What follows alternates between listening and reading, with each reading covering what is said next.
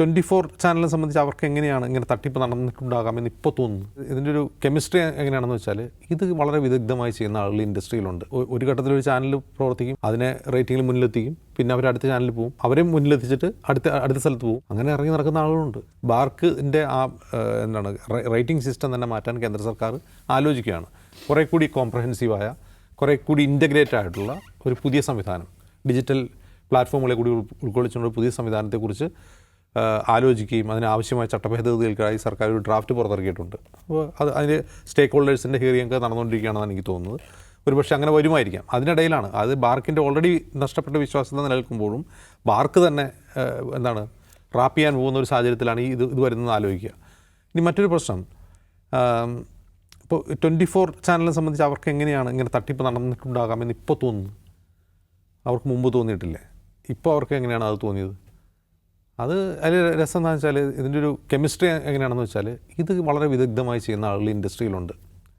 ആ ഇൻഡസ്ട്രിയിലുള്ള ആളുകൾ ഒരു ഘട്ടത്തിൽ ഒരു ചാനൽ പ്രവർത്തിക്കും, അവരവിടെ തട്ടിപ്പ് നടത്തും, അതിനെ റേറ്റിംഗിൽ മുന്നിലെത്തിക്കും, പിന്നെ അവർ അടുത്ത ചാനലിൽ പോകും, പുതിയ ചാനലായിരിക്കും വരുന്നത്, അവിടെ ഈ പണി ചെയ്യും, അവിടുന്ന് ഇറങ്ങും, അവരെ മുന്നിലെത്തിച്ചിട്ട് അടുത്ത സ്ഥലത്ത് പോകും.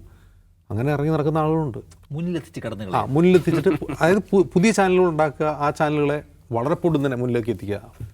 അത് ഈ പറയുന്ന ബാർക്ക് റേറ്റിംഗിൽ മാത്രമല്ല മുന്നിലെത്തിക്കുന്നവർ, യൂട്യൂബിൽ മുന്നിലെത്തിക്കും. യൂട്യൂബിൽ രാവിലെ 6 മണിക്ക് എഴുന്നേറ്റ് നമ്മൾ യൂട്യൂബ് തുറന്നു പോയി കഴിഞ്ഞാൽ ഒരു 5:30 ഒരു 20-30 പേര് കണ്ടുകൊണ്ടിരിക്കുന്ന യൂട്യൂബ് ചാനൽ 6 മണിയാകുമ്പോൾ ഷൂട്ടപ്പ് ചെയ്യുന്നു, 20,000 പേരെ കാണുന്നു. 6 മണിക്ക് ഷൂട്ടപ്പ് ആവില്ല, 7 മണിക്ക് ഷൂട്ടപ്പ് ആവുള്ളൂ. അത് എപ്പോൾ ഷൂട്ടപ്പ് ആകണം അപ്പോൾ ഷൂട്ടപ്പ് ആകുന്നു. അത് നിങ്ങളുടെ കോൺട്രാക്ട് പോലെ. അതേക്കുറിച്ചും ഈ പരാതിയിലുണ്ട്.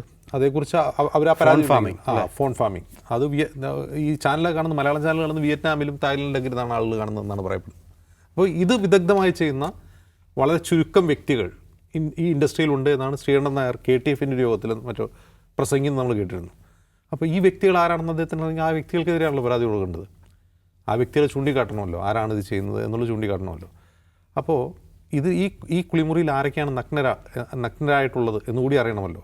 ഇപ്പോൾ ശ്രീകണ്ഠൻ നായർ പറയാറുള്ളത് ഞാനും അർണബ് ഗോസ്വാമിയും ഒക്കെ ഉൾക്കൊള്ളുന്ന ഒരു ഇൻഡസ്ട്രി ഏജൻസിയുണ്ട് എന്നാണ് അദ്ദേഹം ആ പ്രസംഗത്തിൽ പറയുന്നത്. അപ്പോൾ അതെങ്ങനെയാണ് ശരിയാവുക? Arnab Goswami is already accused.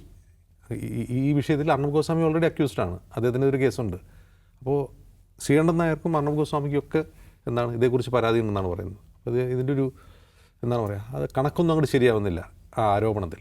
യഥാർത്ഥത്തിൽ ഇതിൻ്റെ പിന്നിൽ ആരാണെന്നുള്ളത് വ്യക്തമായത് നമ്മൾ ഇതേക്കുറിച്ച് അഭിപ്രായം പറയുന്നതും ശരിയല്ല.